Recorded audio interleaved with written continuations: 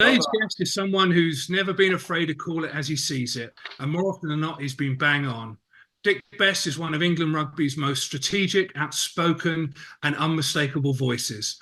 His England side lost just 2 of 17 tests. His Lions squad went toe-to-toe with New Zealand in '93.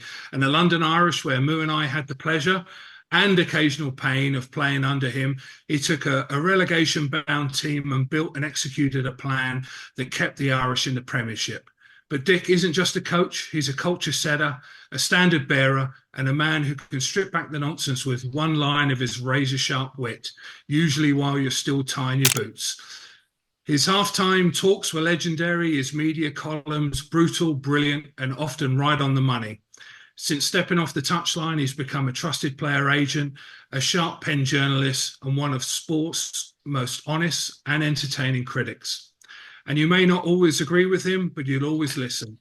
And you'll probably laugh while you're at it. Today, we're diving into leadership, reinvention, and stories behind the stories, from Lions tours to boardroom truths. Dick Best, welcome to the business end. Thank you, Justin. Welcome, Dick. Sorry you can't see my gorgeous face, but I'm afraid due to technical problems, you've got voice only, which is probably the best way to see me. 3 old forwards trying to sort out technical problems on the internet. A recipe for disaster, Dick. But look, we're so pleased to have you here, and thank you for giving up your time to be with us. Thank you. Appreciate it. Yeah, thank you, Dick. It's a bit of a menacing presence seeing your face. Well, we can't see your face, so it's a bit sending us shivers down the spine of me and Fitzy here. Exactly. Well, I think we all look pretty similar to what we used to 20 years ago. So we've survived. Let's put it that way. Exactly. So, Dick, question 1 here. You've been a player, coach, director of rugby, columnist, agent. You've worn many different hats. And the sharpest wit in most rooms. If someone asks you today, what do you do? What part of your journey do you lead with? I look, there's so many parts of it that are enjoyable. And I've sort of reinvented myself in several guises. I wrote for The Guardian for 9 years, which was great because nobody who was interested in sport read The Guardian. So I was able to write undercover. And then I got headhunted to write for The Telegraph for 5 years, which was where my journalism sort of career started. Because everyone who was interested in rugby read Mondays or Fridays columns in that particular newspaper. So I had the best part of sort of 14, 15 years working in journalism, which was really interesting. Not really what I wanted to do, but it was great to have a voice and be able to have an opinion. Not, as you said earlier, not everyone agreed with what I had to say, but it was enjoyable just to put. It was all subjective. It's a point of view. It's one person's point of view, and it was an interesting part of my life. But if people said, "What do you do?" I am a professional sports coach, I suppose, at the end of the day, and I love coaching rugby. That's my panacea to success. Fantastic, and you touched upon it there. I mean, you've had and reinvented yourself many times, and it's something Moo and I have talked about, how important it is both as a player and afterwards, as you branch out into the broader part of life, that adaptability, being able to change, to grow, to develop. It's really, as you say, it's the panacea for success. Yeah, and life after rugby, is a major cultural shock for most players. Mm-hmm. not everybody can go into coaching or fitness related activities. Not everybody can do that. And there's not that many jobs in rugby, as we all know. So, we've got to learn other skills, and we've got to go into other areas. And I think that's one of your questions later on, is that, where do young men go now after they've finished their playing careers? Well, they've got to reinvent themselves as well. Fortunately, there's a lot of help available for them these days, which has made life a lot simpler and a lot easier for them. But it's not difficult. And Dick, you've had like a very long and illustrious career as a coach, as Fitzy's alluded, with Harlequins, London Irish, England, the Lions. All coaches are renowned or are remembered for one thing, normally, good or bad. What would you say would you want to be remembered, or how would people remember you? Is there any one particular moment for you? Well, I think a lot of people a lot of people associate me for my sort of sarcasm and wit about things, and I just never really, although I took everything seriously that I was involved in, every team I took very, very seriously. I also saw the enjoyment side of it as well. I was going to enjoy it. Now, come what may, I was going to enjoy my time with whichever team, whether it was London Division or Middlesex or whoever, England under-21s, England B team, whatever team I was involved with. I was determined that I had good people around me that I could trust and would share the same sort of philosophy on the game and sport and how we were going to achieve success. And by and large, we were incredibly successful. So I look back on my career as being very, very enjoyable. Sure, there were tough times, as there always are. Times where you get sacked. And being a sports coach, make no bones about it, you're going to get sacked at some stage because you just people these days they look at it like soccer. If you lose 6 games on the trot, that's it. It's the coach's fault, and you've lost your job. So I look back at it and I just say to myself, I had a lot of fun. I met a lot of good people, and I worked with a lot of people that I loved at the time, and I really enjoyed their company, and I enjoyed making people better rugby players, I think. And so it was enjoyable. That's what I get out of it, is sort of 20 odd years of real enjoyment in coaching. Yeah, I mean, I'd say on that. I mean, a lot of sports about creating memories, and I think sometimes what you did with London, I can remember watching it as a kid, and when I think London Division, they played Australia. It would have been in the late 80s, early 90s. That's right. I think that was the start of the the England getting a bit more expansive. And I mean, you were like probably the driver or the instigator of that. I remember the London Division team. I think a chap called Dave Pegler was the captain. Is that right, Dave? Yeah. And I also remember the stories as well about some of that. And that would be my memory perhaps of you, and also obviously at your time at London Irish, the humour, the way you conducted yourself as a coach, and the stories, the memories, and I mean, we'll come on to a few of those memories, I'm sure, during this conversation. But that always stuck in my mind, that London Division team in the early 90s or late 80s playing Australia. And I thought, wow, this is great. And yeah. Well, it was a turning point in my career because I was initially brought in. Roger Upby was the coach of London Division. And due to his commitments at Harrow School, the headmaster wouldn't give him the time off. And London approached me and said, would you come in and coach 2 games in Roger's absence? And I said, yeah, I'd be delighted to. Nothing to lose. I said, but if I do it and I'm going to hang my hat on it, then we're going to play my way, and we're going to pick a team that is going to run the ball, and we're going to try and change the face of English rugby. And the guy, who was a fellow called Graham Smith, who was the manager of London, who basically said to me, "Okay, look, over to you." I said, "Listen, if we win, I will take all the glory, and if we lose, I'll also face the music, and I'll go back into my hovel, and I'll beat myself up, and don't worry about losing."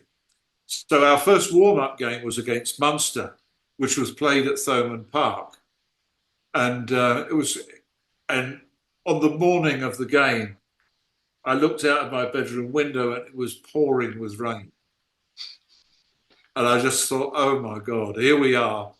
We haven't got a fly half. We've got a centre playing fly half, who I've told him not to kick the ball. I've told him we're going to run everything from our own line, and we're going to take these fellas apart." And everyone sort of bought into it. We had two fantastic wingers, one called Andrew Harriman and another called Chris Oti, who were very, very quick, powerful Nigerian wingers, and were just fantastic rugby players. Anyway, it rained throughout the game. We ran everything. We won by 40-odd points. We ran the ball from all over the place.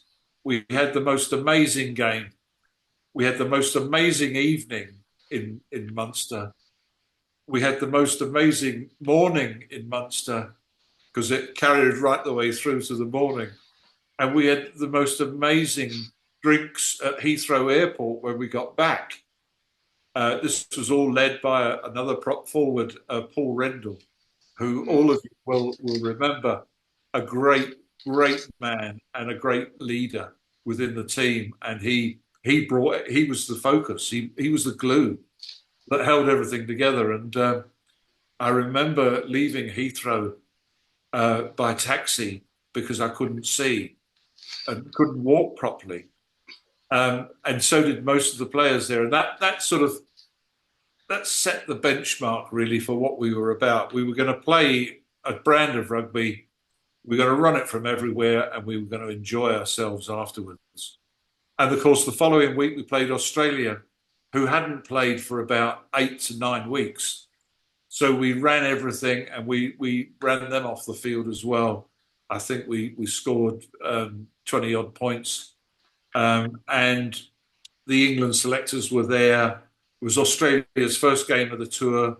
They had people like Michael Lynagh, David Campese playing, and it was a full Monty Australian team. But we beat them at their own game to a certain extent. And at the end of it, I just said, "Look, thanks very much. I've had two really enjoyable, great games. So I'll just go back to my club team now, Harlequins, and thanks very much for the experience." And they said, "Oh, no. You're staying now. You're going to coach us, and we're going to continue to play this way, and that is what everyone wants to do." And I said, "Okay, well, I'll stay with you." So I stayed for 3 years. We never lost a game in the divisional championship. We won everything. I think we drew one game against the Midlands, and so it was a fabulous part of my career, and it was the catalyst, because from there I actually went on to England and all sorts of things. So it was a great opportunity. But as I said, I would take all the credit, and I'll also take all the blame if we lose. So fortunately, we won.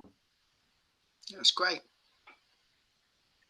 And that segues nicely on there. When you took over the England range, you walked away with an incredible record: 13 wins, 2 draws, 2 losses. During that time, what mattered most to you, the results or the standards? I think both are sort of interlocked. The standards were obviously important. When I came in, England had just lost a World Cup final in 1991 to Australia, and I was appointed before the start of the autumn internationals and my first game was against Canada. And I'll never forget that going into the Petersham Hotel in Richmond, which you guys will both know very well, and going in there and standing up in front of the players when I was introduced to them, and I was looking around the room, and I looked at the forwards first because we naturally lean that way, don't we, towards forwards. And I was doing some mental arithmetic, and I counted over 1,000 caps in the forwards alone. And then I looked across at the backs, as you do with disdain normally, and I was looking at Rory Underwood, who was a centurion in terms of caps, Will Carling on about 70 or 80, and Jeremy Guscott on 70 or 80, Rob Andrew on 70 or 80, Dewi Morris on 70 or 80. There was just this unbelievable amount of experience in the room. And here was I on my first team meeting with these guys. And I just said, look, sorry about losing the cup final. You got conned into it to a certain extent by Australians sort of mouthing off, and you fell into the trap. If you'd have stuck the ball up your jumper, you probably would have beaten them up and won the game. But you decided to go toe-to-toe with them and try and play the Aussie way, and it didn't quite work out. So, what I want to bring to this party is that I want to try and build on what you have, which is a fantastic forward pack and a fantastic game plan A, but I'd like to bring in a game plan B. And Brian Moore, who was down the front, who was at the time was a litigator, a solicitor, and he looked up at me and he said, in his lovely sort of Halifax accent, well, if it's not broken, don't fix it, type of thing. And I looked at him and I just said, well, you just lost the World Cup final, and to me that's broken.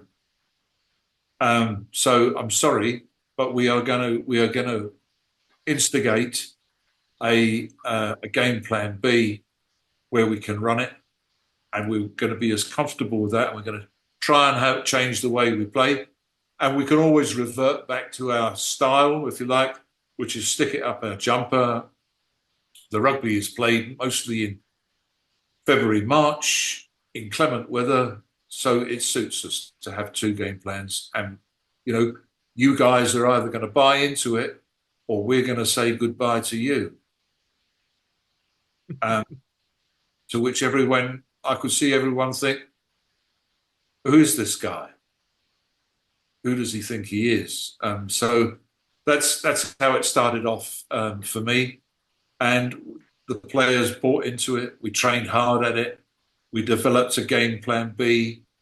We scored more points in the 1992 Six Nations Championship than had ever been scored before. We'd scored more tries. We'd improved the standard of our rugby. Coming back to your original question, Fitzy, we'd improved the standards, and therefore we got the results. And we, fortunately, when I look around this room of amazing players, and I thought to myself, there's one thing different here. There's only one thing different. Those players are the same, but I'm the change. There's only me that's different. The management is the team, it's the same, the physios are the same, everyone's the same, except me. And if we don't win another Grand Slam, I'm going to get blamed for it. So, there's a lot of pressure to win a Grand Slam, and we did, thankfully. We won one in 92, and we probably should have won another one in 93. But being English, we fell into the trap of believing our own media, listening to our own media, and people telling us how wonderful we were. So it was a lesson for all of us there. Moving on from that, Dick. I mean, obviously that success then propelled you to be the Lions coach in '93 with a real challenge down in New Zealand. There's there's interviews on that tour which are like me and Fitzy were talking about it yesterday. They're quite refreshing in what you were saying. Quite honest. Quite brutally honest, but we just thought fair enough. That it sounded like that tour. It was a successful tour, but there was obviously challenges which your article alluded to. There's 3 or 4 challenges, but what was your biggest challenge of that tour that was off camera? Well, I think the biggest. Sorry, I thought the biggest challenge was it was the last tour of the amateur era. And players were away for 9 weeks in total, receiving £22 a day overseas allowance and a phone call home from New Zealand, because there were no mobiles in those days. A phone call home was approximately £22. So it was a very, very difficult time for a lot of people who'd given up their jobs to go on that tour. The sacrifices were enormous. I took unpaid leave from my role at the time, my job, and I probably lost £20,000 by going on that tour in terms of income. So there was a cost factor, but it was a special tour. As I say, it was 9 weeks. It was brutal. The New Zealand public were fantastic, but they were demanding. They were very good at telling you what you can't do or what you don't do well. And I go on record many times telling a story about the chambermaid who was before the first test, who was cleaning my room. And I'd been out with the dirt trackers, the number 2 side in the morning. And I came back into the room, hot, sweaty, having been working with all the dirt trackers for an hour and a half in Christchurch. And the chambermaid apologised to me and she said, listen, I can come back later. I said, no, you do what you need to do and I'll go grab a shower after you've finished. And she said, how do you feel about the game? I said, well, I'm looking forward to it. I think we've worked quite hard. We've got a few areas that we still need to improve on. And I said, well, what do you think? And she just turned around to me. She said, I think your scrum half can't pass off his left hand. I think your locks are too high in the rucks, and your body position in contact is poor at times. And this was from a chambermaid who was about 60 years old. And I just thought, oh my God, what have we walked into here? Because this is a very discerning public. And they all watch the game, they all understand the game, and they all know what's required in the game to be successful. And they've already worked out where our weaknesses are, or some of our weaknesses. And anyway, we went into the game. We lost by a controversial penalty given against us by an Australian referee who shall remain nameless. And we lost the game. We lost the match by a few points, 2 points, I think. And so it was very disappointing. The interesting thing, as far as I was concerned, was that the chambermaid was right in that we were too high in the rucks and our body position was poor in contact, and our scrum half at the time struggled off his left hand and had to dive pass. So, there's a message in there for all of us somewhere.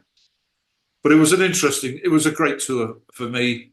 I struggled coming home after 9 weeks to acclimatise and adjust back into family life, apart from the fact I was skint because it cost so much money, because we We were still paying mortgages, school fees, and Christ knows what else for the children. So I came back, and I'll never forget sitting downstairs in my living room with my Lions tracksuit on at 3 o'clock in the morning. And my wife came down at the time, and she came down and she just said, "You silly bugger, what are you doing? Dressed up like that and sitting in the lounge." And I just looked at her and I said, "I'm waiting for the boys to arrive." And it was like, oh dear, you saddo. You know, you're in that sort of touring groove and you can't get yourself out of it.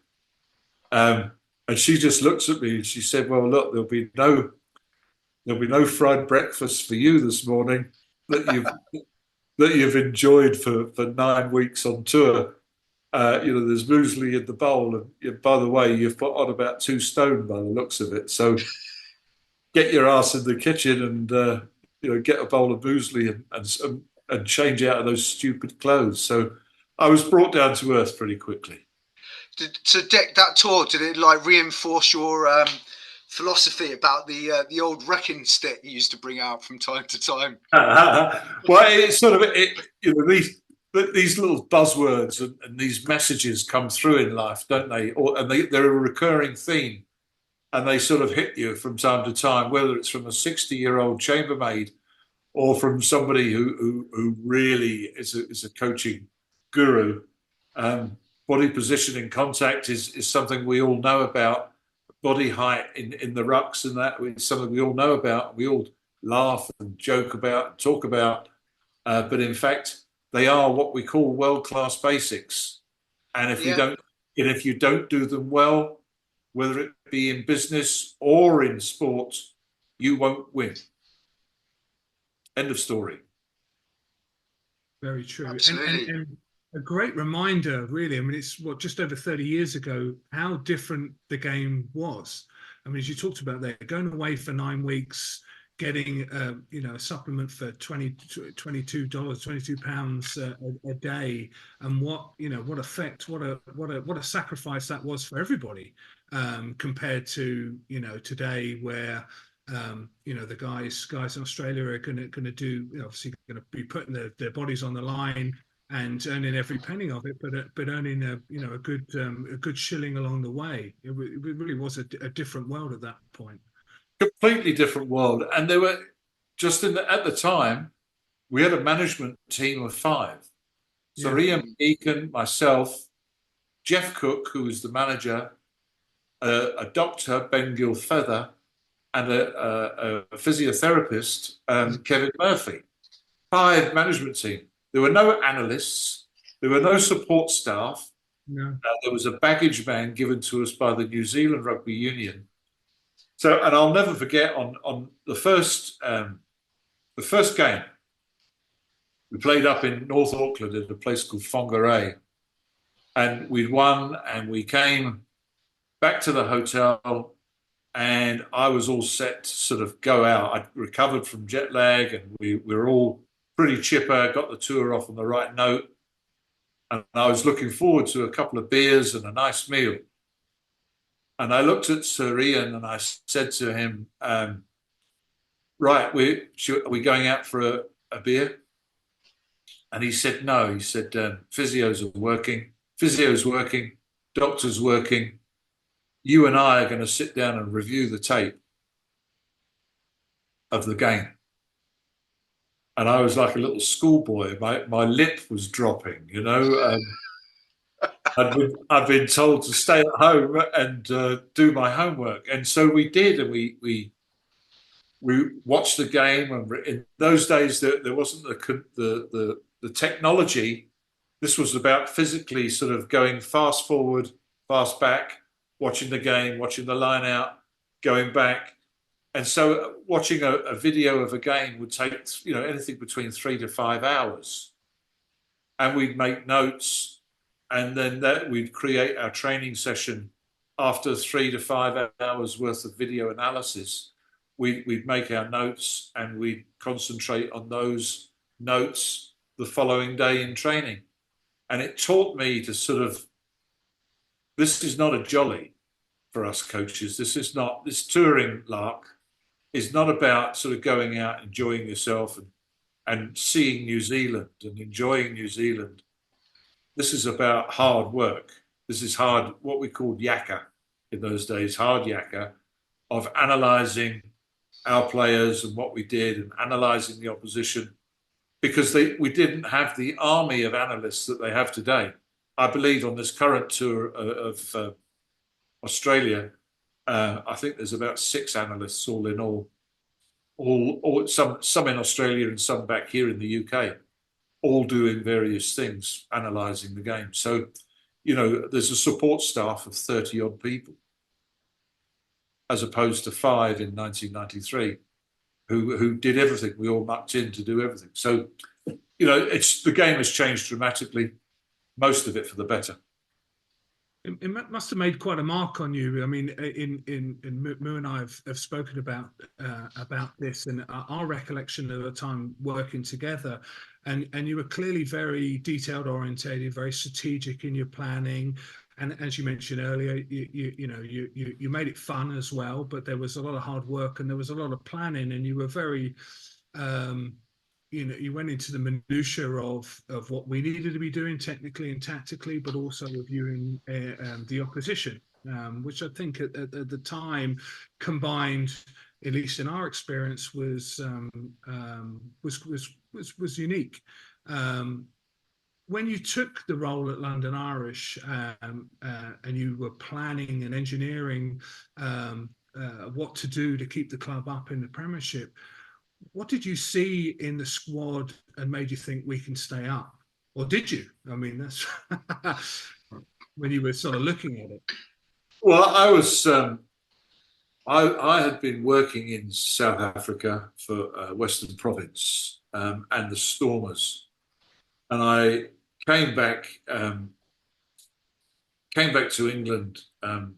Somebody from London Irish approached me and came to my house and asked me would I be interested in coming into London Irish. And at that stage of the season, you'd played 11, lost 11, and we're looking down the barrel of relegation, really. And I just finished my sort of secondment in South Africa. I'd enjoyed it immensely. I'd worked with, the Stormers and the Western Province squad contained 13 Springboks. People like the captain, Percy Montgomery, all sorts of players, 13 Springboks. It was just phenomenal amount of talent. And so I looked quite closely at the London Irish squad, and I thought, my God, it's a bit different, actually. We've got to cut our cloth accordingly. We can't just sort of ramp up the game and change the game plan dramatically. We've got to tinker with it. We've got to be more effective. We've got to do the sensible things. And what I discovered on arrival at London Irish, when I took on the consultancy for the first sort of 9 months, I realised that we were training at night due to 2, and the reason behind it was that we had 2 players who went to Oxford University, Niall Hogan and Kevin Spicer. Both really good players, nice guys, but it meant that 38 other people in the squad had to sort of change their training regime for these two players. Anyway, within a week, I changed the training to full-time training during the day, and basically spoke to these 2 guys and said, look, you have to try and make these training sessions and fit it in with your coursework if you want to play in the team. And Niall Hogan at that stage had played for Ireland, so he was a decent player. And Spicer was also a very good player. And I just said, look, I need you to try and change everything round. I'll come down to the university. I'll speak to whoever I need to and see if we can change your timetable so that you can fit this in. Anyway, they missed the first training session on the Tuesday or whatever morning, and the following week they attended all the training. So we were able to train like a professional sports team during the day. We were able to rest like a professional sports team during the day if required. We were able to put 2 sessions a day in. We were able to address some of the issues that were holding us back as a team.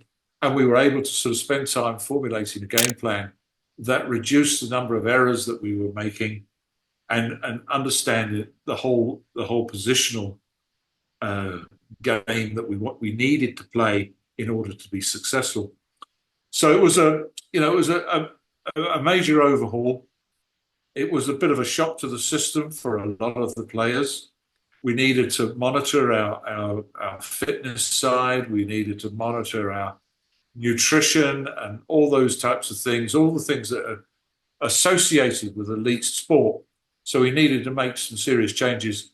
And of course, you guys, the players, you were receptive to change.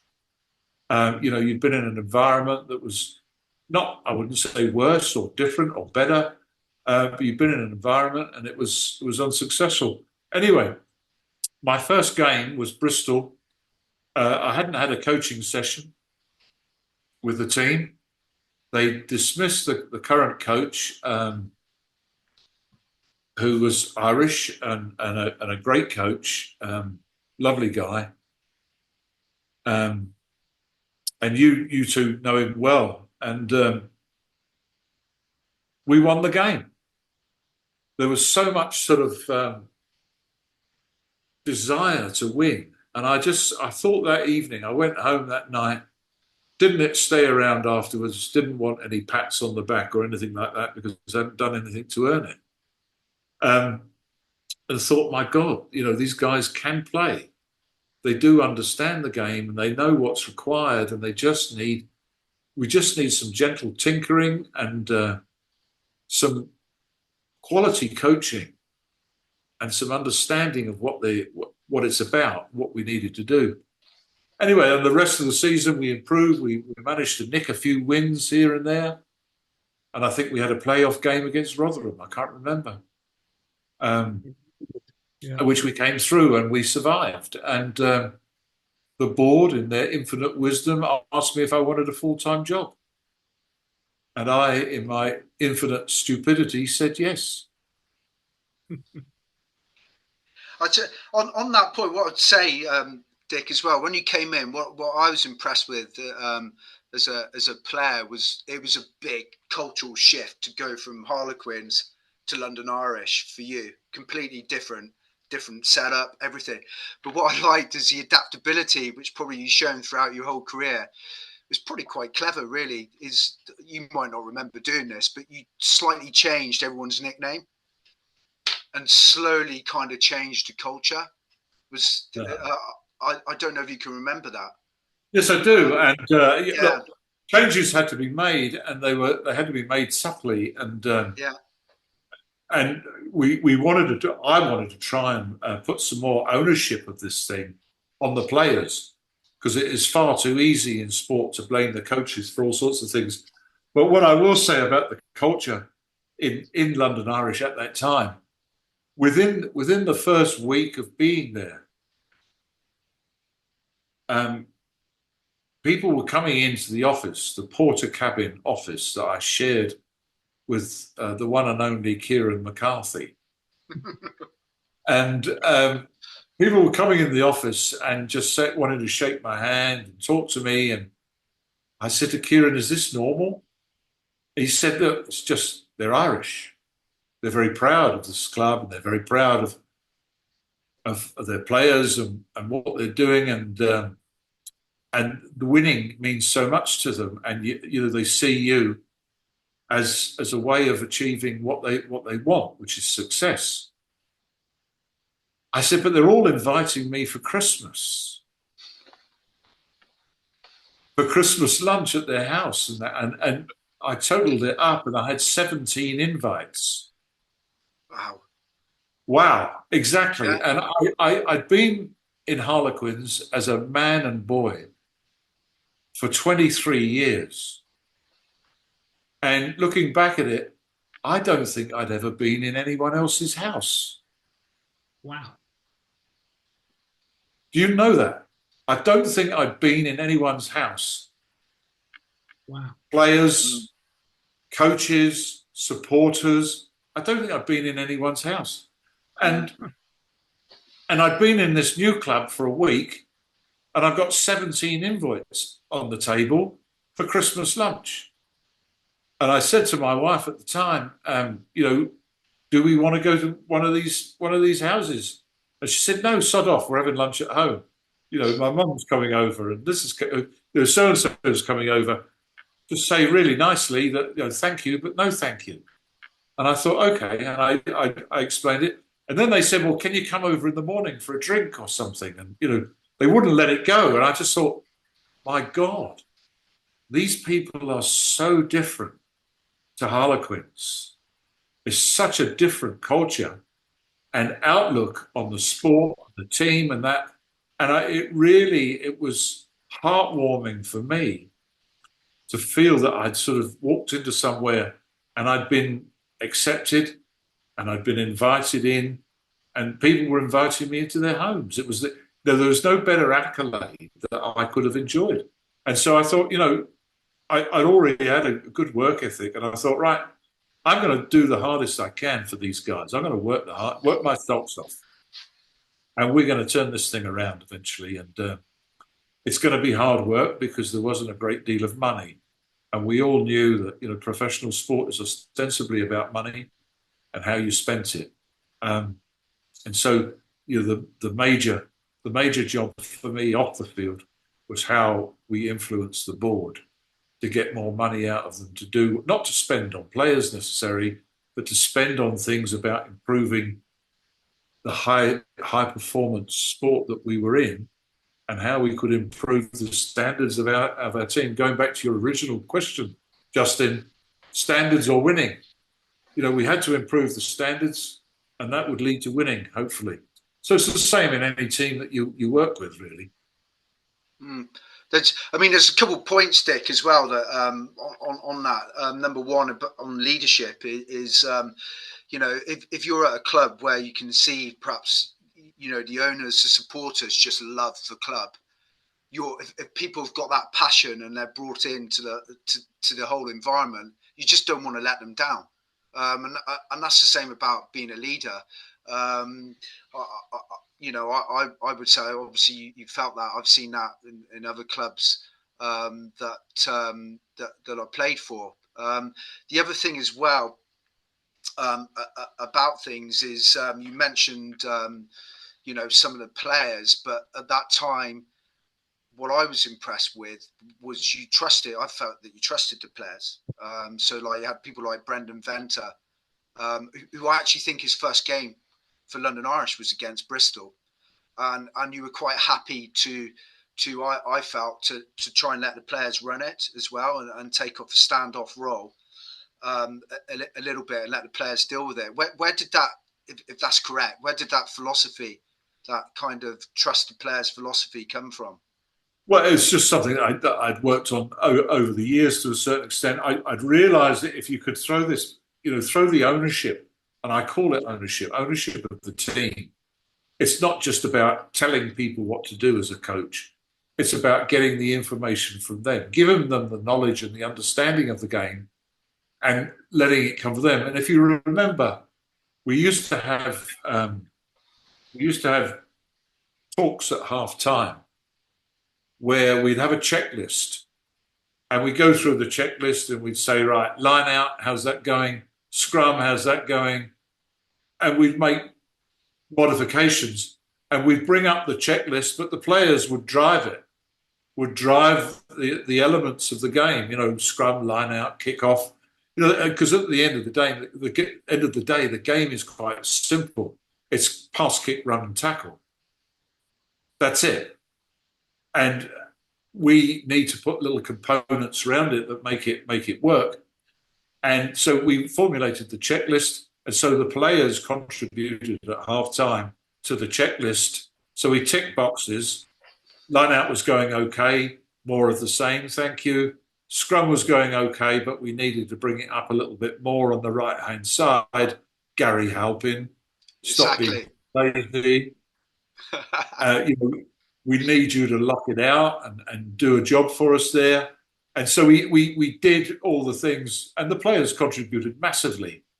And we'd have and the Monday morning meeting was about going through, handing over ownership to the players and saying, right, what went wrong, what went right, speak up now or forever hold your peace. Don't whinge about it later, because it's going to come from you. And that decided the working week.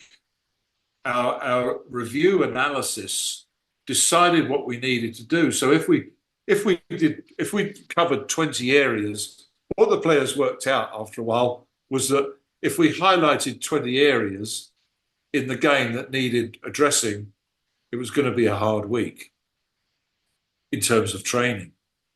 If we highlighted 15 areas that really needed attention, it would be not quite so arduous.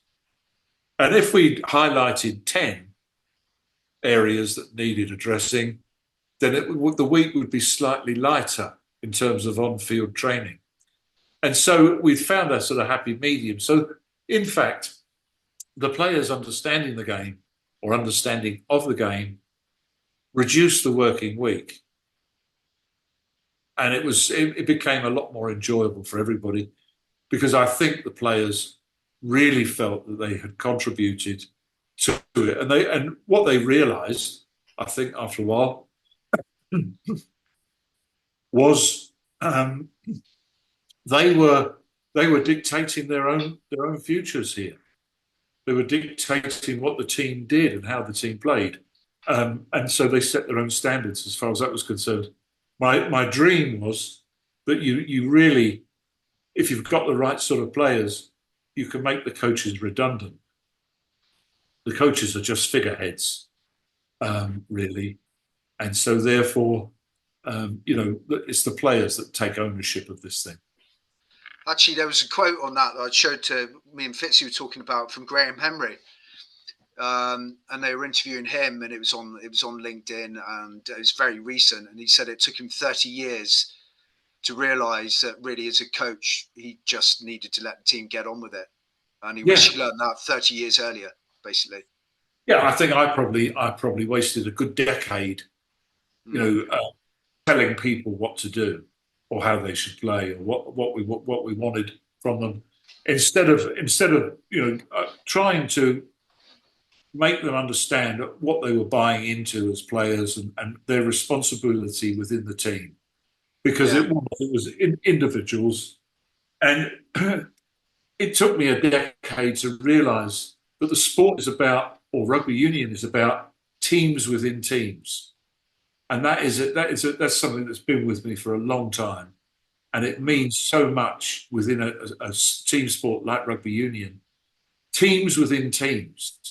Because if I do something here and I do it correctly, it's going to make the next guy's job a little bit easier over here. And if he does his job correctly, then the next guy is going to make his job a lot easier. So we're all working for each other, and we're all working as teams within teams. The physiotherapy department is working as a team to get players fit and well. And the physiology side of it, they're working to get people at a level so that they can compete for 80 minutes. I mean, my biggest thing was that working with London Irish, we needed a mission statement, and we weren't the most skillful team in the world. We were nowhere near that. But I knew we could be the fittest and the hardest, and that we would win games on just sheer desire and fitness. And so the whole sort of training and everything was geared, the 250s and everything were all geared at making us the strongest, fittest, fastest team, and playing at a level higher than what we were used to. And we would outlast teams, and we would win, and we would score tries, and I'll never forget Niall Woods scoring 4 tries at Northampton, away at Northampton once, and we'd run them off the field, and it was pouring with rain that day, and it was one of the best games of rugby I'd ever seen. And Niall Woods came up to me afterwards and he hugged me and he just said, "Look, I'm back in the Irish side thanks to you, because we all believe in how we're playing, and we all believe in what we're doing, and we're playing a brand of rugby that nobody else can live with, and we're fitter than everybody else." We weren't. I doubt we were fitter, but that was the message that we plugged all the time. We're going to work harder than anybody else. We're going to be fitter than everybody else, and we're going to win games in the last 10 minutes because we need to, we want to, and we're fitter. And so it wasn't a con job, but it gave us a sort of a mission statement, and we believed in who we are and what we are. I think on that, sorry, Fitz, I was going to say, because I think one of the things where I asked, what you should be remembered for, and as a coach, what you should be proud about. And I can remember a glorious day. I was sat on the bench, Fitzy was playing, having a stormer. You wouldn't let me on the pitch, Dick. And but we were playing Harlequins, and we beat them by 70 points to 15. And it must have given you such a sense of pride. And I can remember a high ball going up, and you and Chris Sheesby dropped it, and your reaction to that, and winning, beating the team that you left and beating them by 70 points by London Irish. That must surely stick in your memory. And I can remember the team talk before the game, which is stuck in my memory as well. When you went through everybody remembers those games against Harlequins, because they knew how much it meant to me, and I think everybody responded, and they all stepped up to another level, and that was a true mark of respect, and I was so grateful and so enjoyed it. And that game that you mentioned, where we won by 70 points, and the crowd were chanting 50, 50, 50, and then they were chanting 60, 60, 60, and then it got to 70, and it was complete obliteration. And inside, I was so happy, and I wanted to go around putting 2 fingers up to all sorts of people, but I didn't. And I was asked in the press conference, how was that for you? Are you happy about that? And I said, I'm suppressing this smile that I've got on my face, and I fear that I might have to have it surgically removed. So yes, it meant a lot to me, and I think the players. I don't think we lost a game during my tenure at London Irish. I don't think we lost a game to Harlequins, and then we of course at one stage we shared a ground with them when we were in our nomadic phase, and going from Sunbury to Harlequins to the Majeski. It was very difficult as a coach, coaching in 3 different home places. But it meant a lot to me. I think the players recognised it. I think the working weeks leading up to the Harlequins games, I went to another level, and I think players sensed it and they responded, and for that I am truly, truly grateful. Yeah, the team talk was legendary before the game, where you went through the whole team, 1 to 15. You absolutely ripped into every single one of their players. So funny. I knew them well. I'd recruited most of them at some stage or another, so I knew them. I knew their strengths and I knew their weaknesses, and it gave me great pleasure to put that information to my London Irish cohorts. But it was a good time for me. We were successful. It was enjoyable. I enjoyed the environment, despite leading a sort of a nomadic existence, playing at these different grounds. It was hugely enjoyable to be involved with a group of people, and not forgetting that when I came in as a consultant, At the end of that season, the board, in their infinite wisdom, decided to cull 19 players. The following season, they then decided that they were going to cull 16 players. And my last season there, the third season, they culled 12 players. So there was a huge turnover in those 3 years of the playing staff. And we were playing against teams like Leicester and Bath and that, who were probably making 2 or 3 changes a year. And we were playing 19, 16 and 12. And it was just like, how on earth do you guys think you're going to get any sort of continuity? And players left, both you guys left. You left big holes in the team, huge holes as far as I was concerned. But it was, the board wouldn't put any more money into it. They just said, no, here's your budget. And we were doing this thing on the lowest budget in the Premiership. And we were ending up 6th, 7th or 8th in those latter seasons on sheer effort alone. And you can't do that forever. You've got to invest, especially in a professional sport. You've got to invest off the field and you've got to invest on the field with your support staff and players. And they refused to do that. So, it was a difficult time. And then, of course, the following year, they actually won a cup. So, happy days. You sort of touched on it there, Dick, in terms of empowering players. And what always impressed me was how you move the group to get that collective understanding of what we were trying to achieve on a week-to-week, month-to-month basis, getting that buy-in.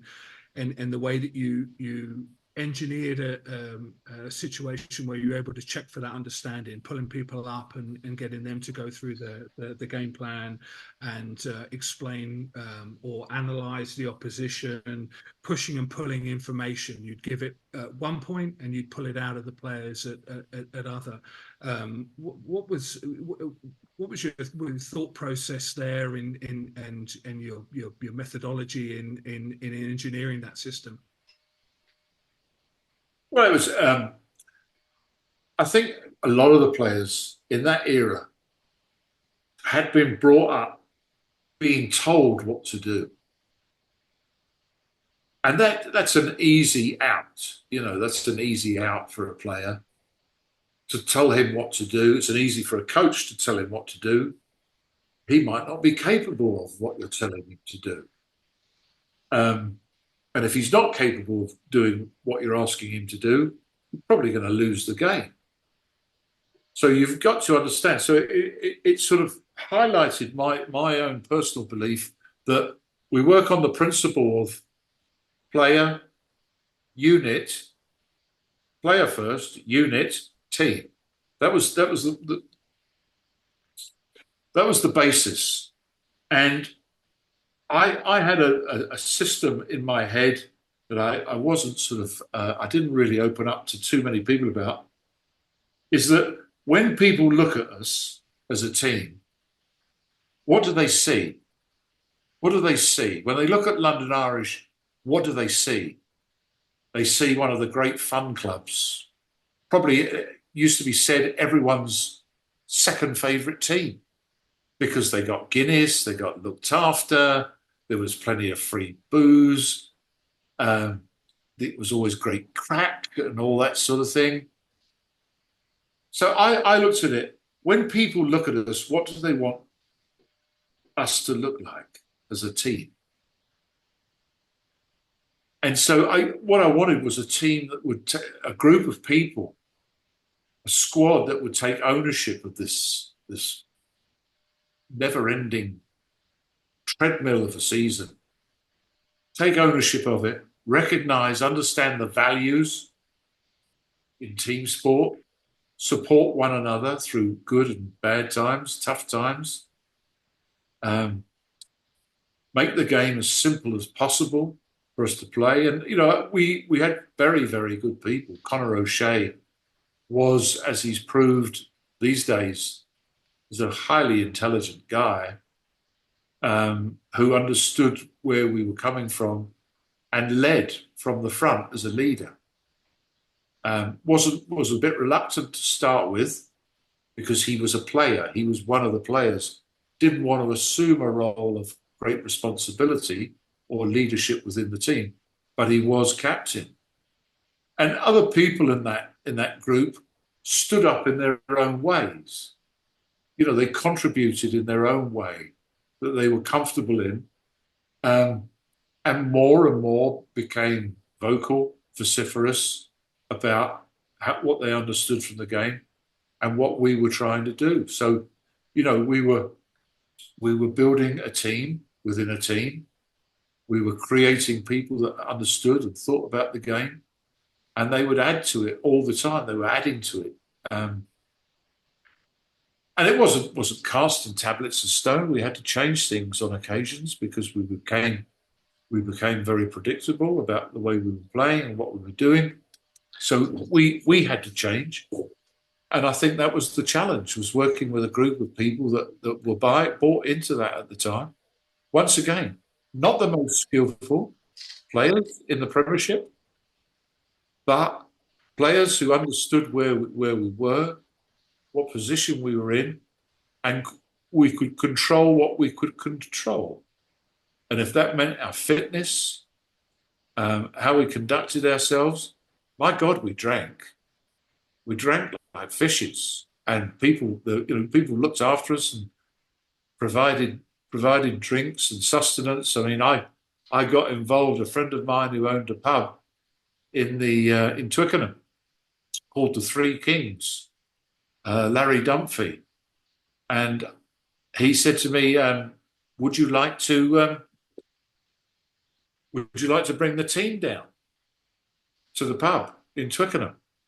And I said, "Yeah, if you want." I said, "But you provide the drinks and the food." So we arrived there by bus after a game to the pub. We went into the back.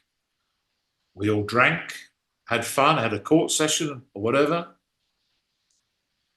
ate our fill, and then went out into the pub where it was rammed.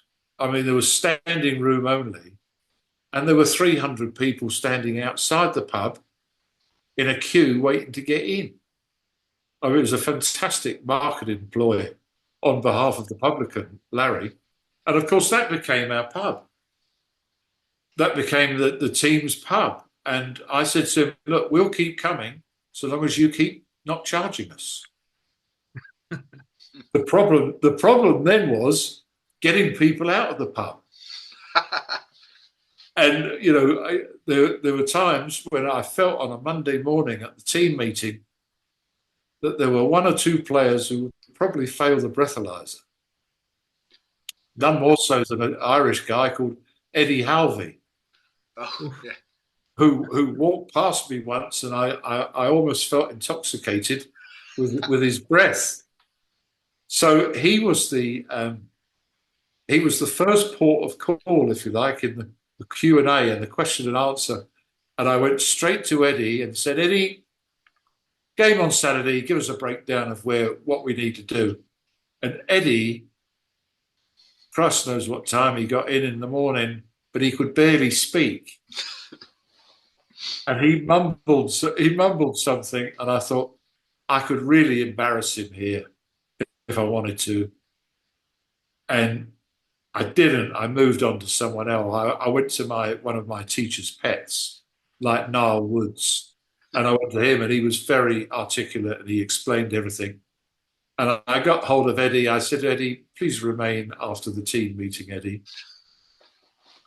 And I said to Eddie, "Please don't turn up to team meetings like this, you know, with a skinful of booze still inside you. It's disrespectful to me, but it's more disrespectful to the rest of the team." And he, you know, look, he was a diehard Munster man, lovely guy, and he'd have gone to war for me. And I said, "So please respect the guys And he said, yeah, sure, good, point taken. He said, I'll call me next week and I'll lead the team talk, and he did. And it was a buy-in, what we refer to and Justin refers to as a buy-in. And a guy who'd been sort of brought up in a very successful environment in Munster, in Ireland, was buying into the London Irish way, and it was very, very comforting. Good player as well. Very good player. Oh, outstanding player. Yeah, 100%. Very talented. That segues nicely on to another question there. In France, they call the coach the entraîneur, which literally translates as entertainer. When I asked why while I was playing there, someone told me because a coach can wear many faces, being angry when you're calm, calm when you're sad, and happy when you're hurting. Mo and I saw that firsthand with you being able to shift gears and get the best from the room. Was that intentional, or is there a mindset behind it? I think you can't just. I feel it was right for me to display all my emotions in one fell swoop, and why burden players, with my histrionics and. During my tenure at London Irish, I actually got divorced, so there was a lot going on outside of my life within the team. So, there's a lot of pressure, and it was a very unpleasant time. But I just thought, I can't let this interfere with the preparations of the team in matches. And you become, as a coach, you become all things. You know this as because you've coached at international level, Justin. You become all things to all players. You become banker. Sadly, you become marriage guidance counsellor. Or relationship counsellor, financial advisor, banker, mechanic. You become all these different things to a player, and every player is different. They all require different things from you. Then there was the player who had asked me for a day off for his grandmother's funeral, who shall remain nameless. And I used to write everything in my little black book. And looking back through the book, I'd realised that he'd already had 2 days off for grandmother dying. How many grandmothers have you got? You've only got 2 grandmothers, haven't you? Yes. So I had to say to him, listen, one of these is not right. And you're not paying me the respect, and more importantly, you're going to miss a day. So what's going on in your life that you're missing training, you're missing time with your team, because everything had to be about team all the time. You're missing this, and so what's going on in your life? And he told me, and it was a private matter. And he thought it would just be easier. It wasn't a sign of weakness, but he didn't want to tell me the truth. So it would be easy to go down the grandmother route. But I sort of, fortunately, I'd recorded him missing other training sessions. And so I found out that, and I just said, look, fine, deal with it, come back.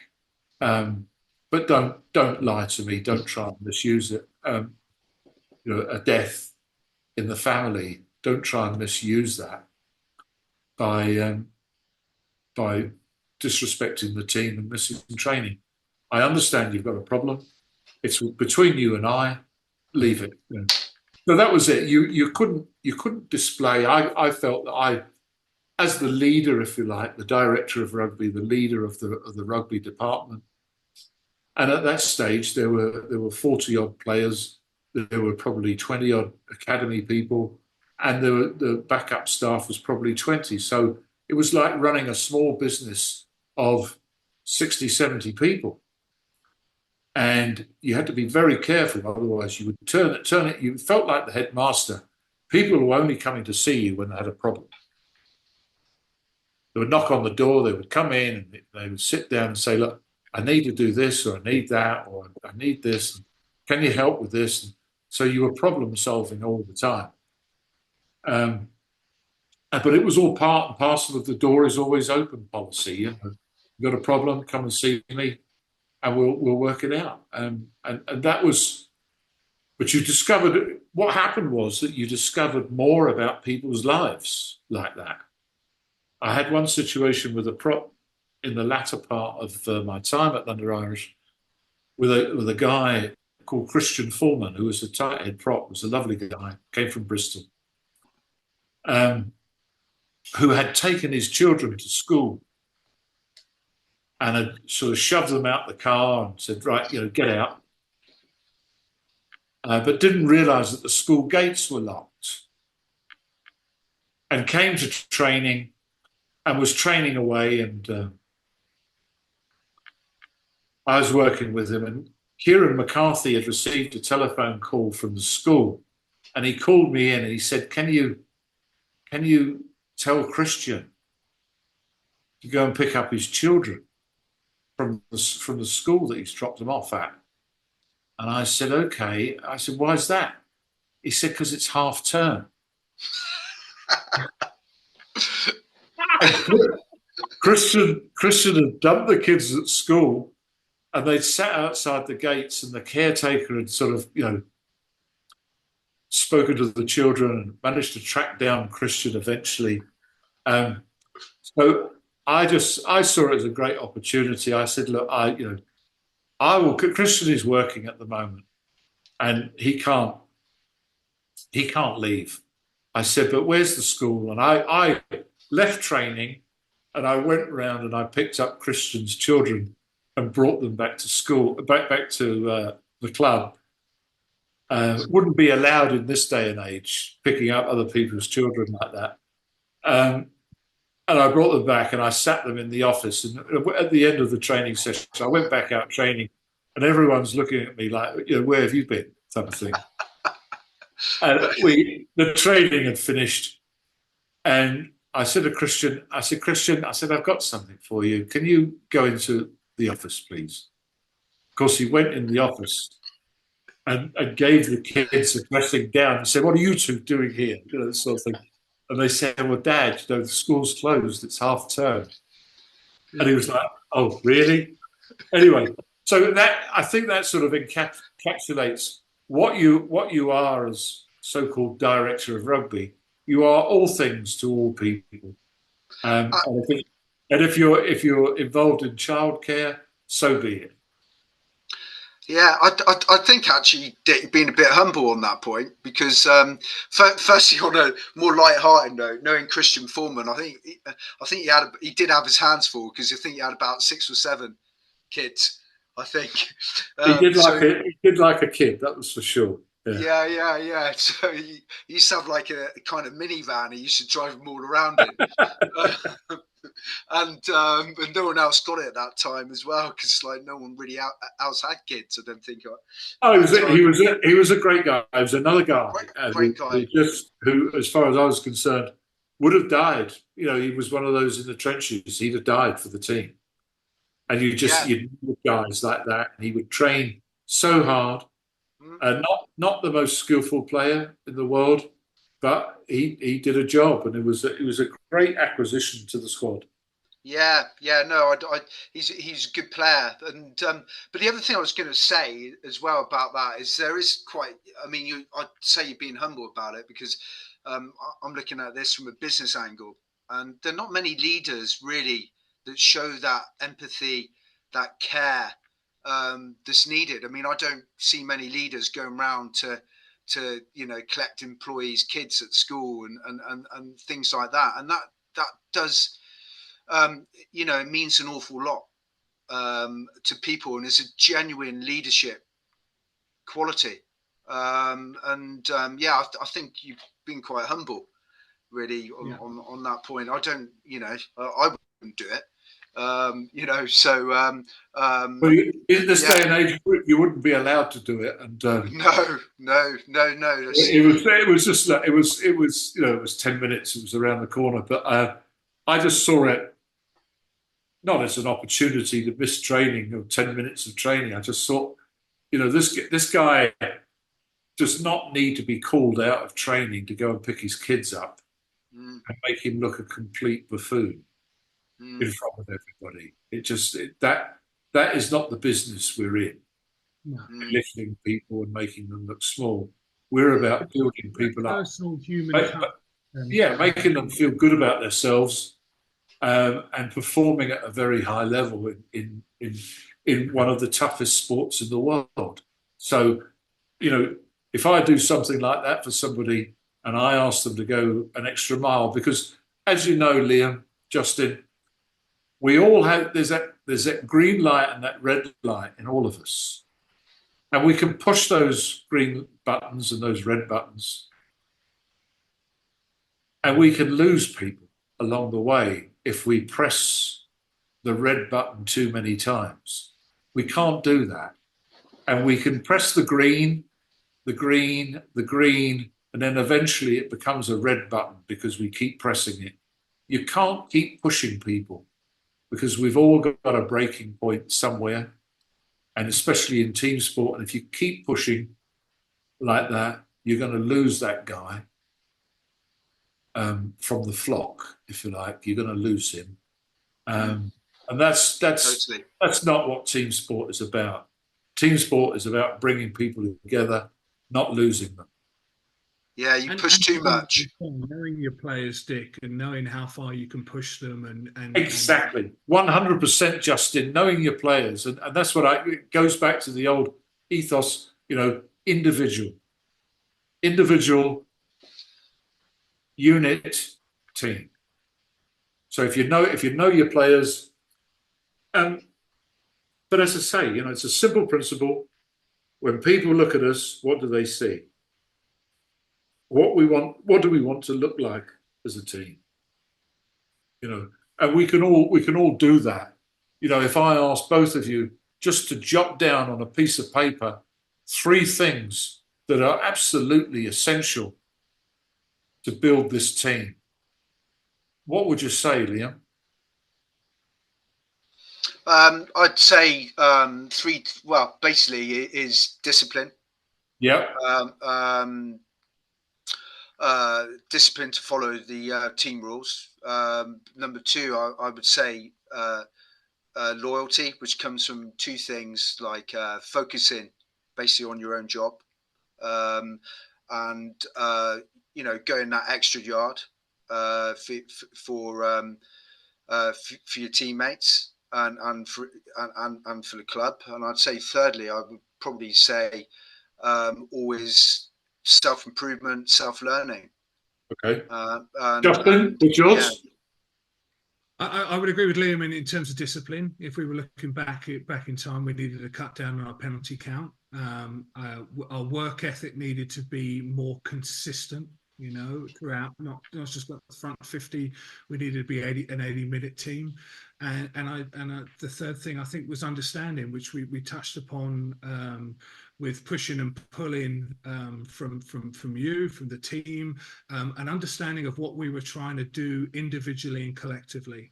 And within that, then, you know, if we combined all those 3 things, we kept our penalty count down, if we worked hard throughout the game, and we stayed on target in terms of what we'd agreed we were going to do, we were going to be there or thereabouts. So look, you know, very quickly, there are 6 points without any warning from me about how we want to conduct ourselves as a team. 6 points. We could probably get to about a dozen each, couldn't we? Just by, you know, chucking things out at each other. And there, my friends, is how we sit down and we build the walls for our team. These are the walls that we're going to put up. And these are the things that we're going to put on the walls so that we look at every day and we say, right, we're doing this, we're doing that, we're not doing this. Why are we not doing this? We need to do more of this. And so we're building teams within teams, and we're building the guidelines and the game plan, if you like, of how we're going to conduct our business and our life. So we've created the bedrock of what we want to do in just asking you for three things to come up with. And they're all brilliant, salient points that in team building that are essential if you're going to be successful. And you've just come up with it like that because you've played the sport and you know sport and you know what makes teams successful. So it's not difficult to put down the framework to build these houses. It's not a difficult thing. But abiding by it and following it religiously and modifying it is what makes great teams, in my opinion. Yeah, I was going to say, Dick, as well, and at the top of that, you have a leader that cares. Because if a leader cares, the players are buying in and the employees are buying in. Well, yeah, it's a process, isn't it? It's all a process.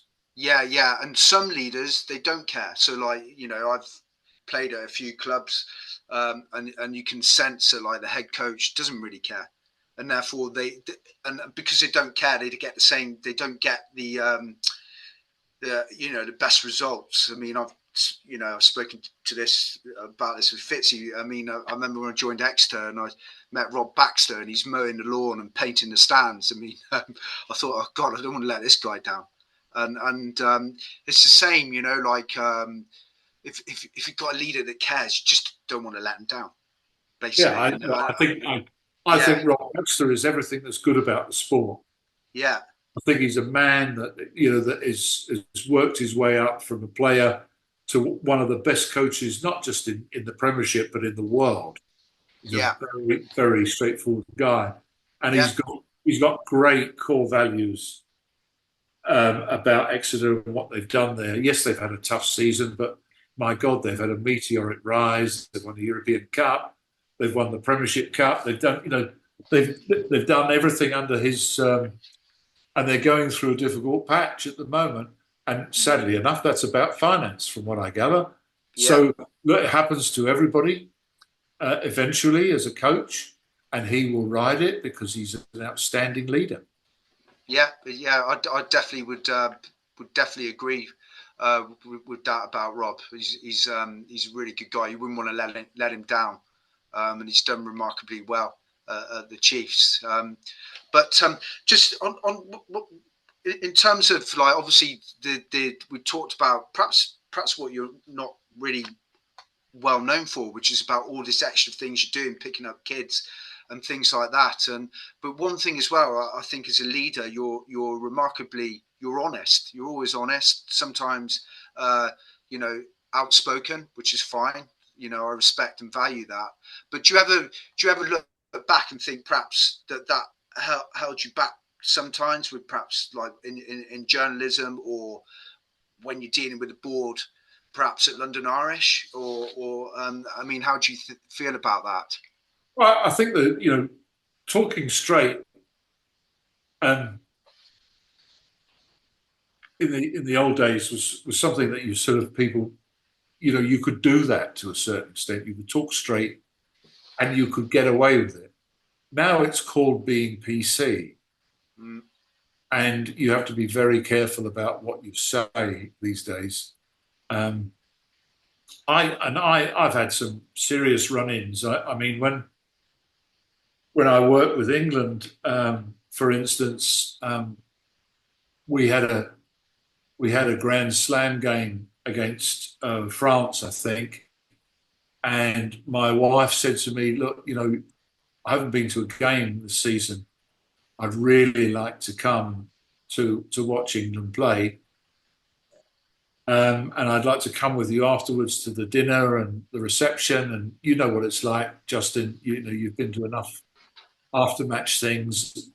My wife wanted to feel a part of it. And I said, yeah, but, what about the kids? She said, well, I'll get a babysitter. I can get a babysitter. and we'll stay over at the Hilton Hotel, and we'll come back on Sunday, and I'll get someone to stay overnight.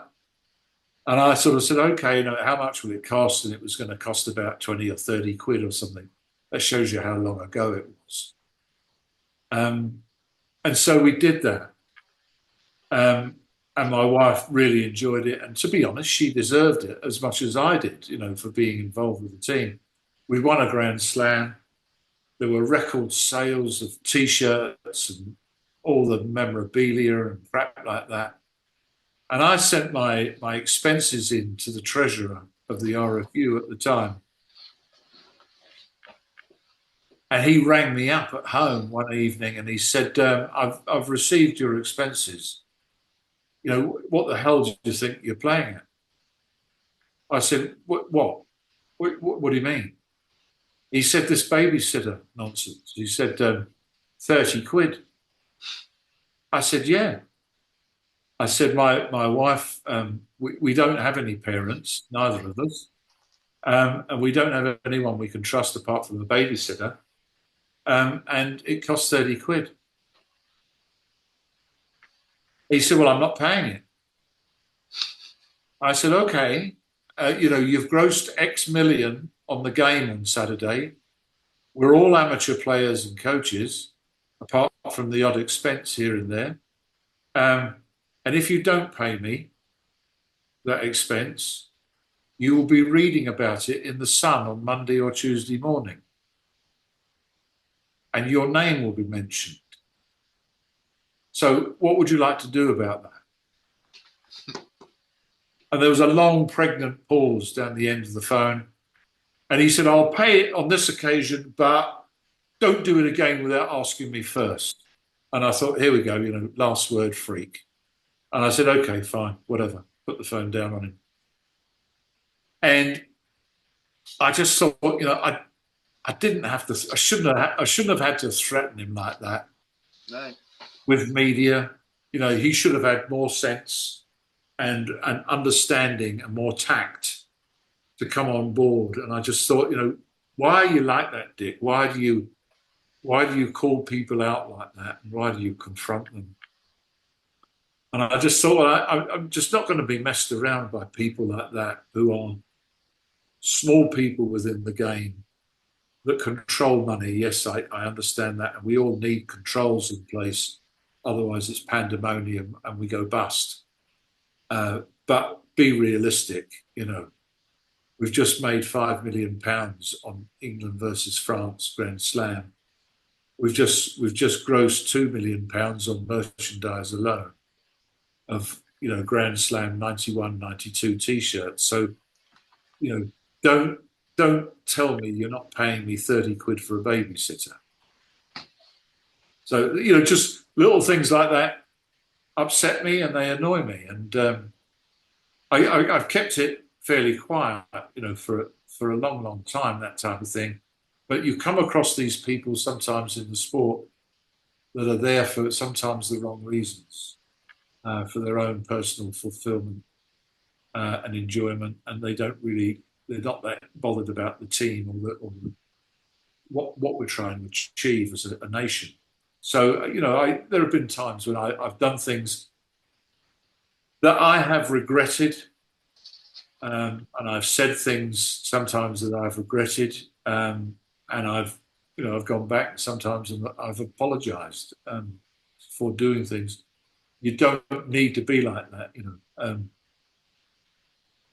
Be kind, I think, is the expression they use now, isn't it? Try and be kind to people, and that's what I've learned after a long time in sport.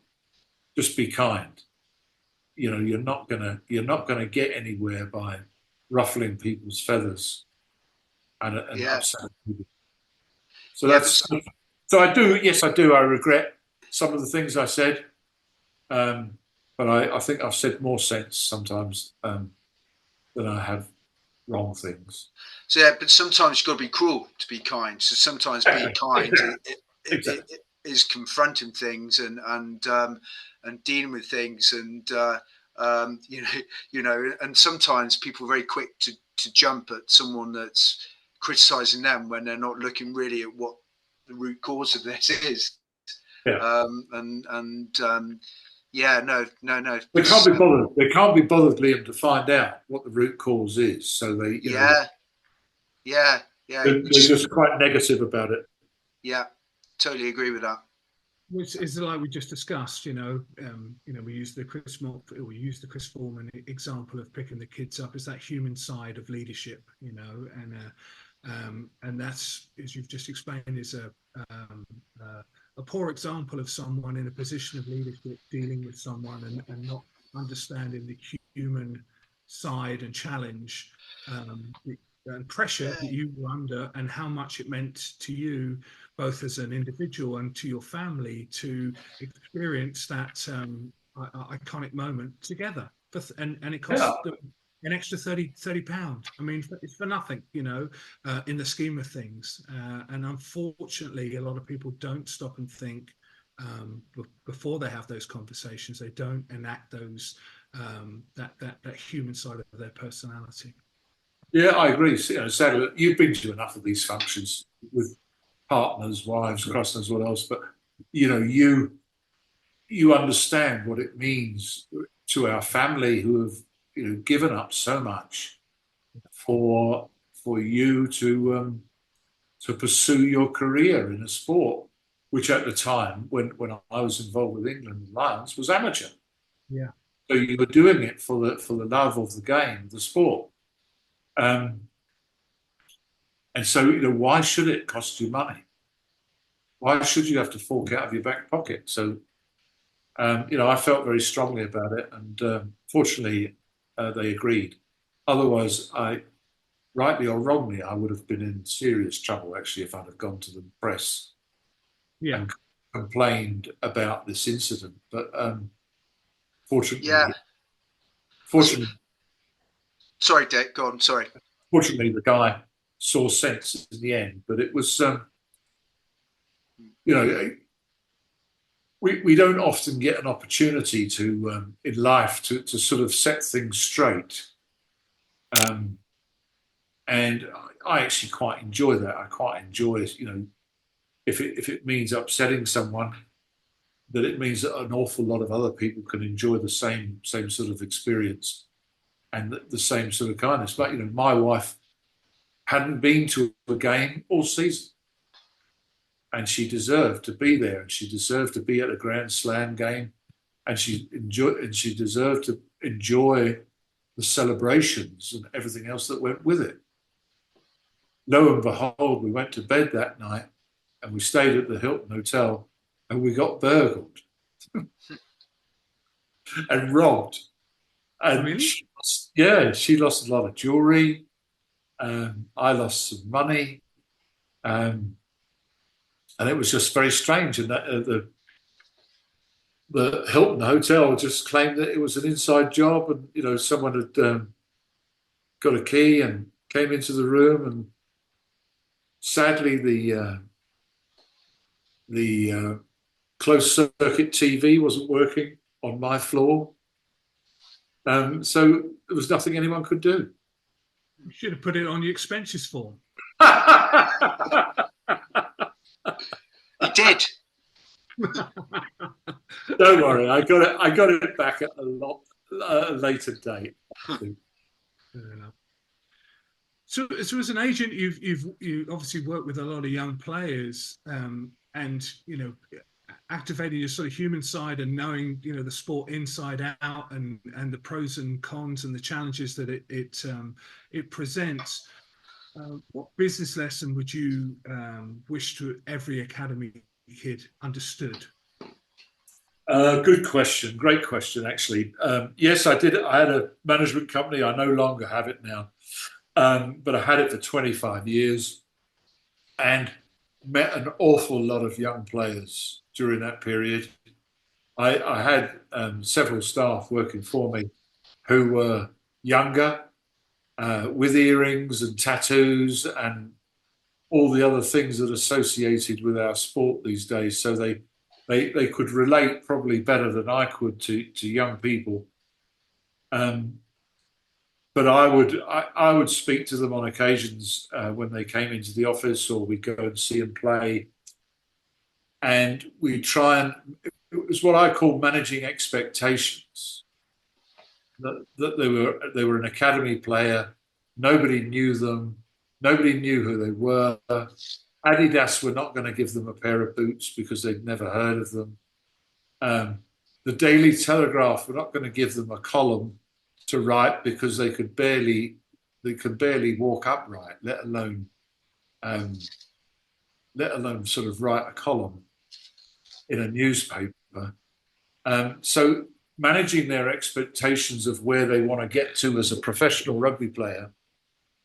And probably the hardest thing is managing the parents' expectations, because they're driving this child who, I suppose 7 out of 10 have come through the independent school education system.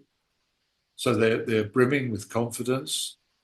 There's a certain amount of entitlement that they've just got to, turn up, and they've been successful at England schools, county school level, and it was a natural progression that they would go into first team rugby and in a premiership club, or they walk into the England team, the full England team. So managing their careers was bringing them down to a certain extent in a reality check that this is going to take at least 3 years for you possibly to get into the first team of your club. That's if you continue to improve. And we say that a normal player, given everything, coaching, health and nutritional advice, etc., the elite performance end of it, we say that you probably improve 3 or 4% a season. You'll improve as a player and as a person. So what we will see after 3, maybe 4 years, we'll see a 15, 20% improvement if we are very lucky. And that improvement in you as an individual may be just enough to get you into the first team in a club team.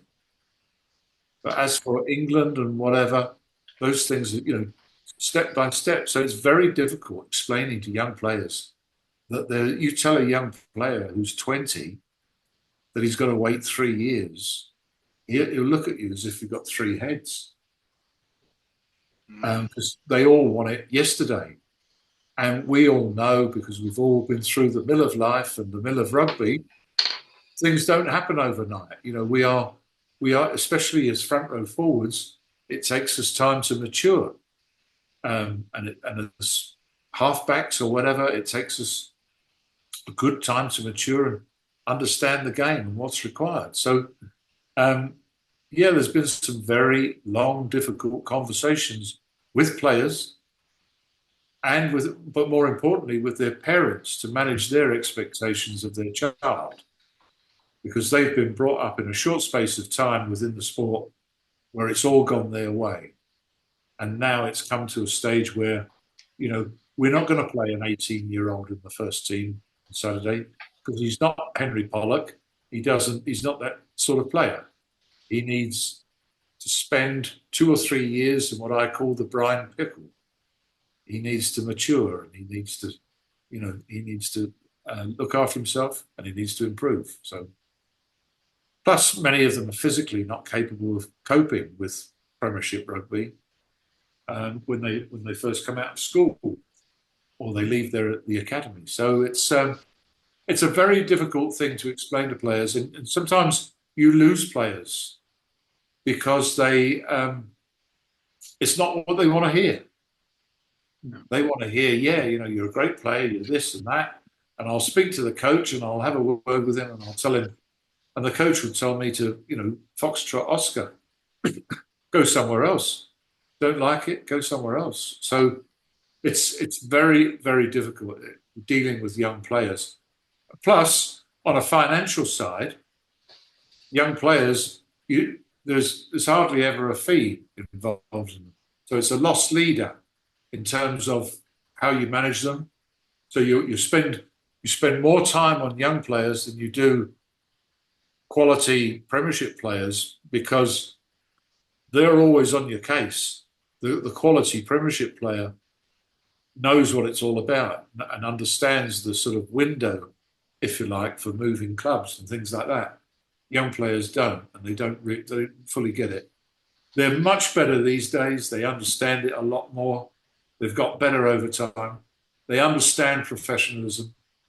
But if we went back into those wild days when we were together as a group, it was like the Wild West. People were sort of making it up on the hoof. So we never want to go back to those days. But these young guys are much better prepared and conditioned to deal with this now. And it's an agency, the agency thing, I enjoyed it, kept me in the sport, made a few bob, but the game has changed dramatically. And, during COVID, for instance, there was no rugby going on, and we never actually invoiced anybody for 18 months. So work that out. There was no income for 18 months as a business. And I had to let some very, very good people who had been with me for years go into other industries and other businesses because we couldn't afford to keep them. Otherwise, we'd have gone bust. You go to any business tomorrow and just say, look, you're not going to get any income for 18 months. And I'll tell you, well, you'll go bust. And fortunately, we didn't go bust, but we almost did. Yeah, that was a challenging time. I mean, I've got a recruitment company, and when COVID happened, like literally, it's very similar to an agency the way we work. Literally, just business went off a cliff with no income, no recruitment going on, and it was a pretty scary time. Yeah. But actually, but it wasn't as scary as what happened in 2008 and 2009 when we had the great financial crisis, by the way. That's just my kind of sentiment from what I saw in business. But on a business level, when we look at players, it's a bit of a thorny issue because sometimes I'm quite torn on this about clubs. And you've been director of rugby and you've been an agent. Now, when we're getting players coming to the ends of their career, do you think the system should be doing more to help them make that transition, or are we just, or do you think like the clubs and the regulatory bodies just kind of are just chewing up and spitting these players out of the system, and then they're left struggling? Do you think more could be done? I think there's always more that could be done. And, some clubs will say, is it the club's responsibility to look at life after rugby? Because, whilst they're with us as players, they're treated like gods. They've got everything on a plate. We run around after them. We make sure everything is, suits them. And in terms, we provide for elite performance. And then there is the professional body, the Players Rugby Association, the PRA, whose main soul in life is dealing with the welfare of players. And they now are actually very, very good, I think, in working with players. They've got 400 or so players on their books, and there's a lot more interaction. There's a lot more work goes on behind the scenes in terms of educating and helping players achieve that huge void between stopping playing and going into industry somewhere else, starting all over again. And it's a very delicate and a very difficult time for a player to finish playing rugby where he's got all this adulation. Players love him, supporters love him, fans love him, everybody loves him. And then he's out on his ear, he's on his own. Nobody knows, and people forget you very, very quickly. And you become one of the great unwashed. You're one of the public, all of a sudden.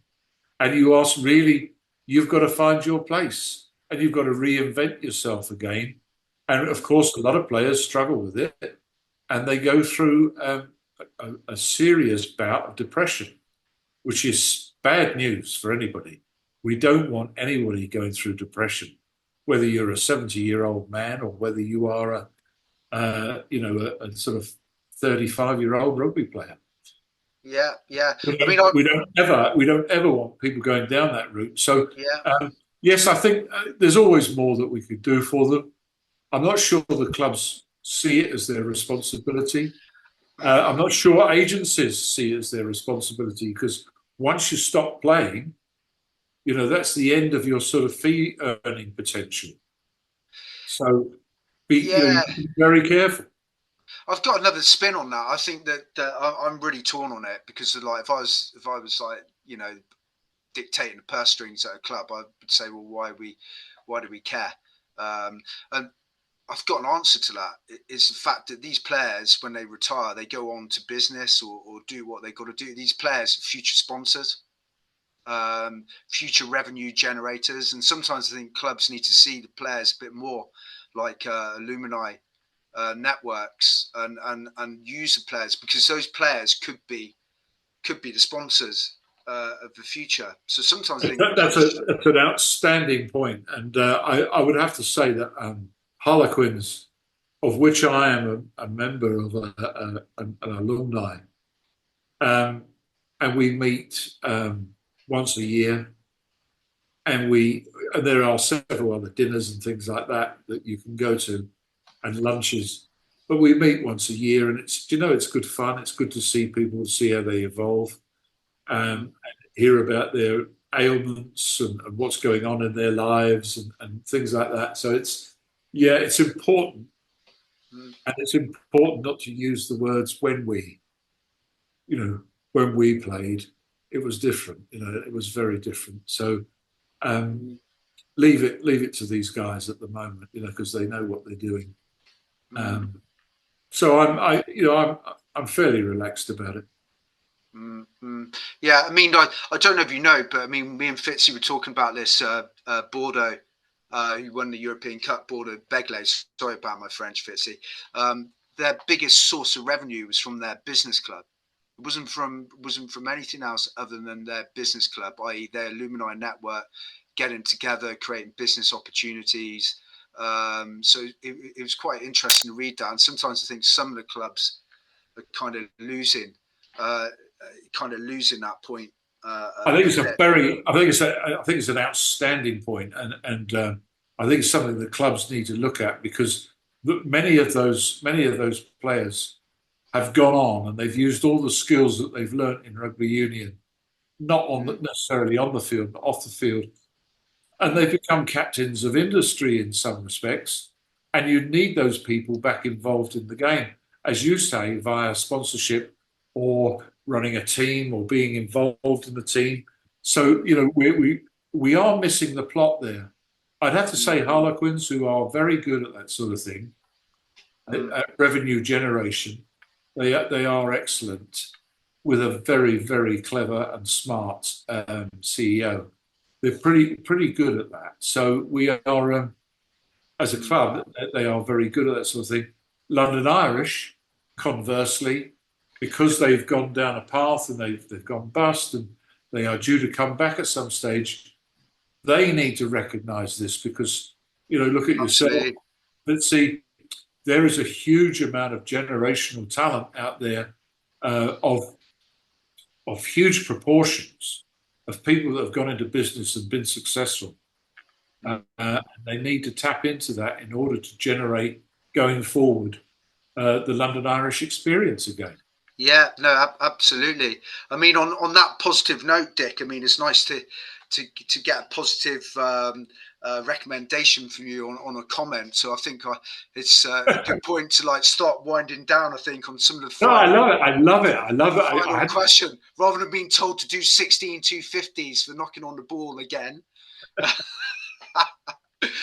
both all wake up in cold sweats thinking about.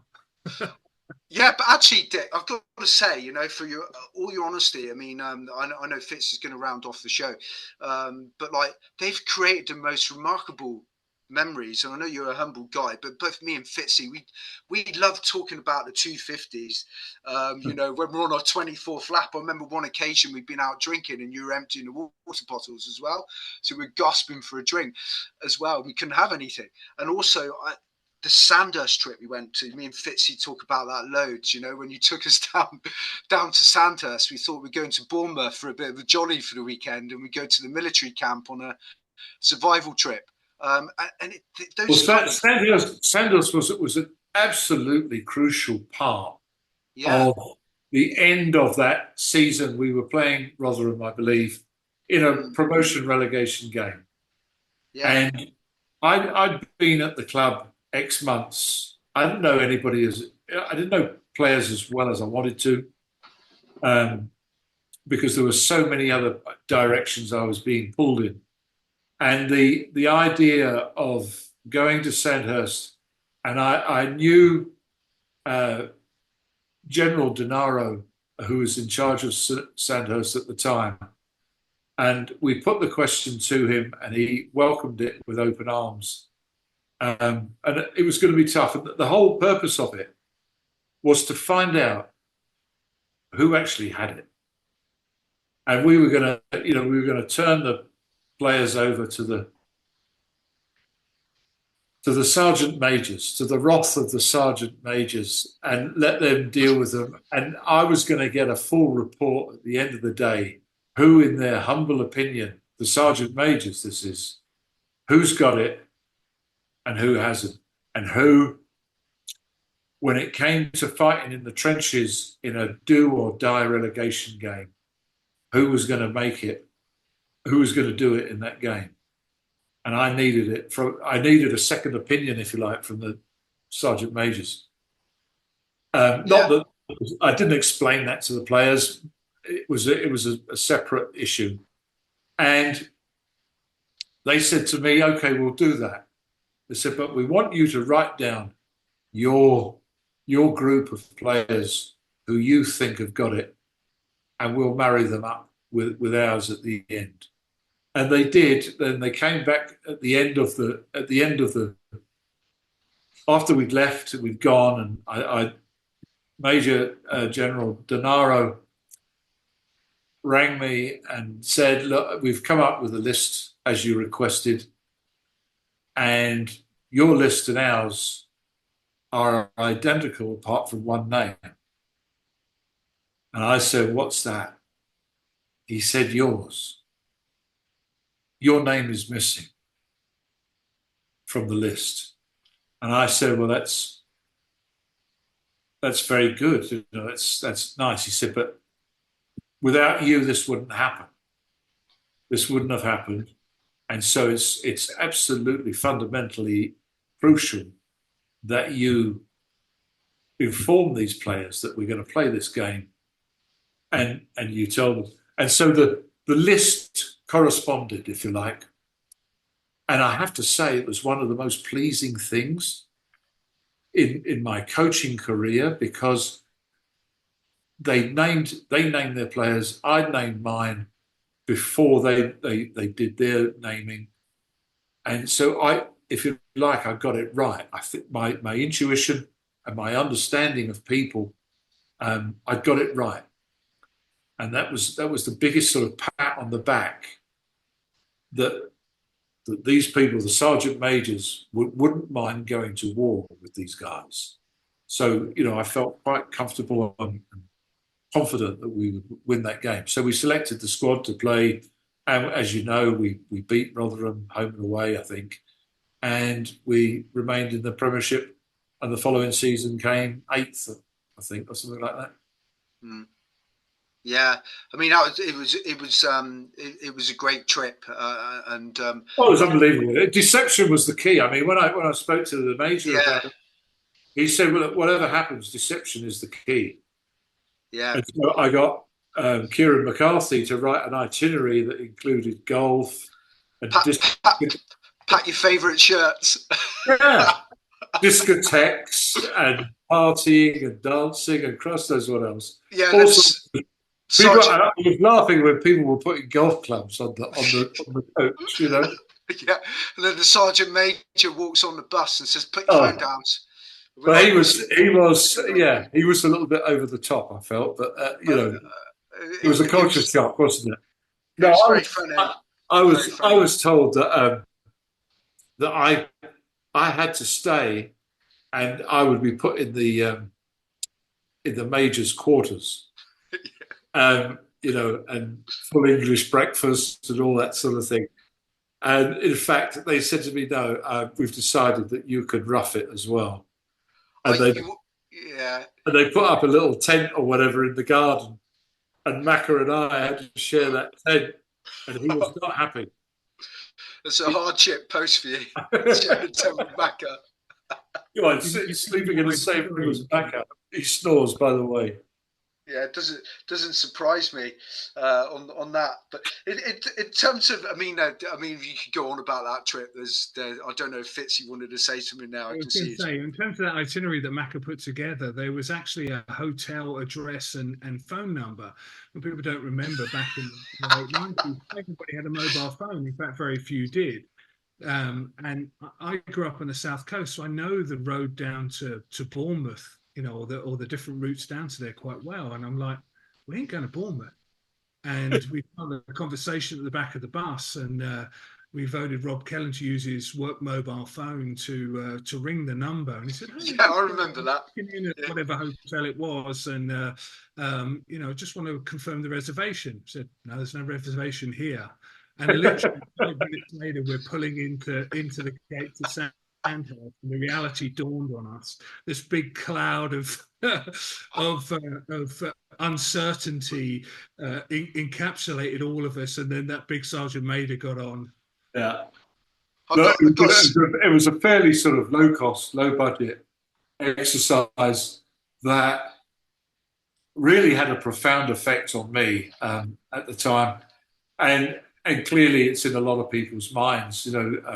Killing our own chickens to eat them, was. oh, well, we go on about that, Fitzy. But yeah, I mean, when you plan that, you must have had a great laugh, because I can remember we had to carry. Do you remember, Fitzy? We were carrying stretchers through a bog, and it'd be the two props with the two fittest backs. Like Yeah. we did like, and things like that would go on. The chickens was another one that was very funny. Yeah. But these are great experiences, are like kind of gel teams, but they sit in your memory. Well, they are life experiences, aren't they? Yeah. But Dick, just going on to the final part, because we obviously taken up a lot of your time, and we're both so grateful for it. And it's been great speaking, and we could speak for a long time about all of these things. But I've got some, Fitzy, being the intellectual man that he is, has prepared some short, fast questions. Sadly, I have to read these because my memory is not as good as Fitzy's. So here we go. Some quick questions. The best halftime speech you have ever given in one sentence? First half was great, but if we're going to win this game, more of the same will not be enough. Okay. And one player who surprised you the most, for better or worse? Oh, Niall Woods, for better. Niall Woods, when I first met him, was a very depressed, disappointed young man with so much talent, and got back into the Irish national team, playing like he did for London Irish. And I've always had a very, very soft spot for him since then, and still today. Okay. And Gary Halpin not joining Harlequins, that didn't surprise you? I wasn't happy about it. You never like to lose players, especially players of that stature, and how important he was to the rest of the squad. He was seen as a sort of father figure. I wished him well, and I bumped into him many times when he was at Harlequins, and we laughed and joked about lots of things. And sadly, he's in another place now, and I wish him well. Yeah, great man. And name someone that inspired you. That would have been a New Zealand coach who's still alive at the moment, called Earl Curtin. He played fly half for the All Blacks, got loads of caps, and was my first coach at Harlequins when I joined as a 19-year-old. And he just changed my whole outlook on rugby union and made me the person I am today. It was an overwhelming motivator and one of the greatest blokes I've ever come across in the sport. Okay, and finish this sentence. At the business end of leadership, you need, without swearing, Dick. World-class basics. World-class basics. I would have said something else, but it would have involved swearing. Yeah. And finally, what's still unfinished business for Dick Best? Well, I'd like one big job, and I saw they were advertising for a new director of rugby for the Welsh national team, and I looked at it and I thought, you know what, I would love to do this job. I would really, really love to do it because Wales were at the time were at an all-time low. It was a no-win situation. It would have meant relocating to Wales for 3 or 4 or 5 years. And it was one big last job that hopefully I felt that I could turn them around. I went to a friend of mine who's involved with the Wales, and I said, look, I'm interested in this job. He said, well, you're late. You're too late. They're already down to the last 4. But send me your CV, and I did. And I spoke to the recruiter, and they asked me some questions and different things. And I didn't get a look in. And I see that they've now appointed somebody, Dave Redding, who's an outstanding guy, had worked with Clive Woodward in the 2003 World Cup and basically prepared England to win the World Cup in 2003. So he's a good man. He'll do a brilliant job, I'm sure. And I was, it was a last minute decision of mine to sort of go for that role. And I was disappointed.